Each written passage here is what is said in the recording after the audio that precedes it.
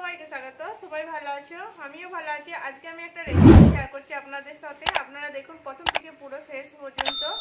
আর এখানে আমি কিন্তু পুঁই শাক নিয়ে নিই, পুঁই মেচড়িগুলো তুলে নিয়েছি, যেগুলো মানে বীজে হয়, দানা হয়। এগুলো পেকে গেলে যেগুলো পেকে গেছে না, এগুলো দানা হয়ে যায়, এগুলোকে ফেললে পুঁই গাছ হয়।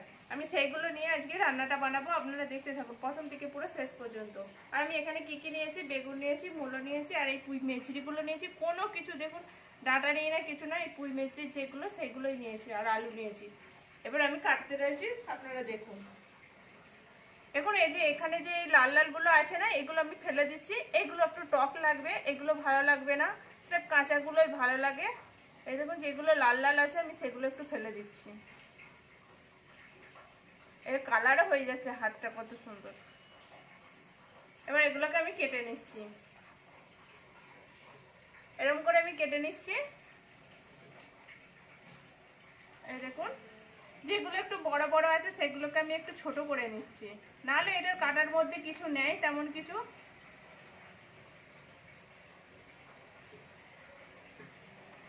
এরকম করে আমি সবগুলো কেটে নেবো।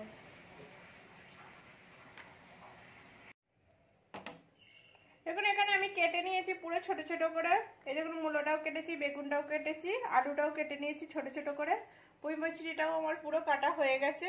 এই দেখুন আমি পাকাগুলোকে পুরো ফেলে দিয়েছি।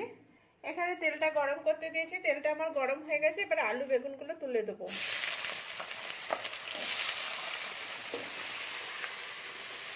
এবার সবগুলো তুলে দিচ্ছি।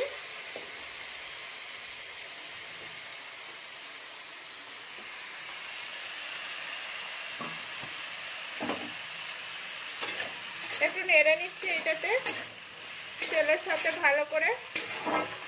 আর পুঁই মেচড়িগুলোও আমি দিয়ে দিচ্ছি। পুঁই মেচড়িগুলো দিয়ে দিলে কেন নাড়া হয়ে যাবে, বেশ ভালো লাগবে।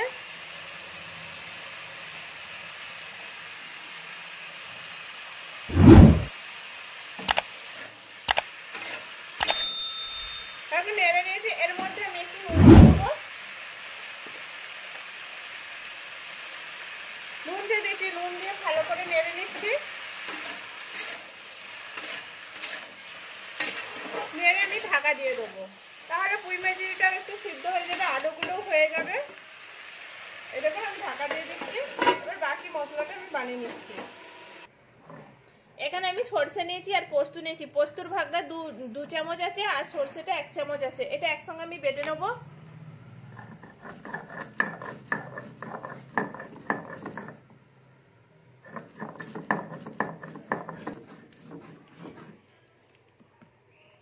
আমার এখানে বাটা হয়ে গেছে।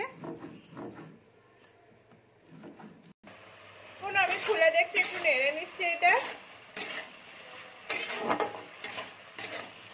আলুটা আমি দেখে নিচ্ছি, আলুটা একটু বাকি আছে, আর ডাঁটাটা একটু হবে।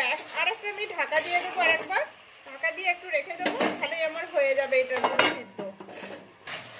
দেখুন এটা আমার হয়ে গেছে, আমার আলুটাও হয়ে গেছে, বেগুনটাও কতটা নরম হয়ে গেছে, ডাঁটাগুলো আমার লাল লাল হয়ে গেছে। এগুলো সবুজ সবুজ ছিল, সব পুরো লাল হয়ে গেছে। দেখুন এখানে তেল দিয়ে দিয়েছি, তেলটা গরম হয়ে গেছে। আমি একটা তেজপাতা দিয়ে দিচ্ছি, দুটো শুকনো লঙ্কাকে ভেঙে দিয়ে দিলাম, আর একটু পাঁচফোড়ন দিয়ে দিলাম। এটা আমি একটু ভেজে নেব।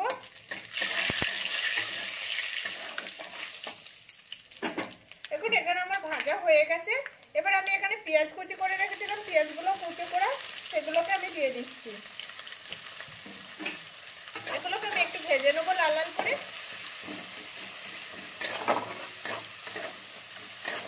আমার পেঁয়াজটা ভাজা হয়ে গেছে লাল লাল করে। এবার আমি মশলা অ্যাড করছি একটা একটা করে।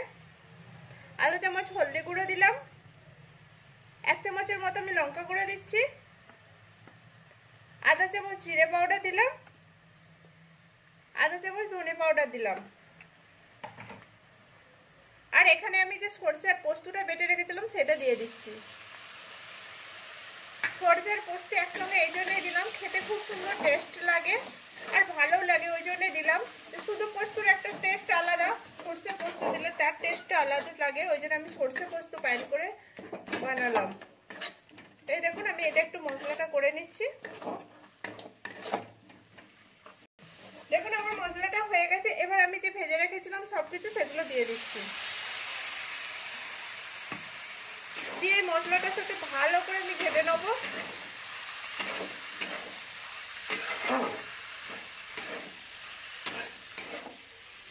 এখানে ঝালের পরিমাণটা আপনাদের অনুযায়ী দিবেন। আপনাদের যদি ঝাল বেশি খেতে চান তাহলে আরেকটু ঝাল দেবেন, আর কম খেতে চাইলে কমিয়ে দেবেন।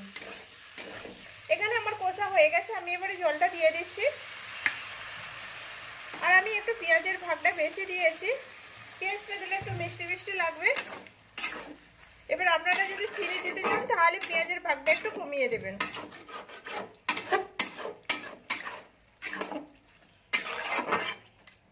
আমি আরেকটু জল দেবো, দিয়ে ঢাকা দিয়ে দেবো। দিয়ে আমি ঢাকা দিয়ে দিচ্ছি, একটু সিদ্ধ হতে দেবো। এখানে আমার সবজিটা ফুটছে, আমি এবারে দেখে নিচ্ছি নিচে যাতে বসে না যায়। বসে গেলে কিন্তু সবজিটা ভালো লাগবে না। আমি আরেকটু সবজিটাকে মানে জলটা মাখবো। আমার এদিকে পুরো সিদ্ধ হয়ে গেছে সব কিছুই, জলটা আছে আমার, একটু জলটা মেরে নেবো। আমি একটা ঢাকা দিয়ে দিচ্ছি, দিয়ে জলটা মেরে নেবো। এখানে আমার পুরো হয়ে গেছে, হালকা জল আছে এই দেখুন। এই জলটা আমি ঢালার পরে কিছুক্ষণ বাদে পুরোই টেনে যাবে। আমি নামিয়ে নিচ্ছি, আমার পুরো এটা কমপ্লিট হয়ে গেছে।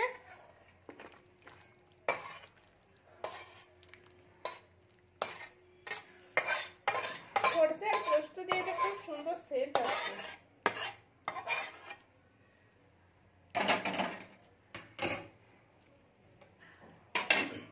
দেখুন এটা পুরো কমপ্লিট হয়ে গেছে, আর পুরো এই দেখুন রসটাও কত পুরো টেনে নিয়েছে। আর এইটা যদি রস রাখতে চান আপনারা একটু আগেই নামিয়ে দেবেন। আপনারাও এরকম করে বাড়িতে বানান, কেমন হয়েছে সেটাও বলুন কমেন্ট করে। ভালো লাগলে লাইক করবেন, শেয়ার করবেন, সাবস্ক্রাইব করবেন, আর পাশে থাকবেন প্লিজ। একটা গরম গরম ভাতের সঙ্গে খেতে খুব সুন্দর মজাদার টেস্ট পুরো।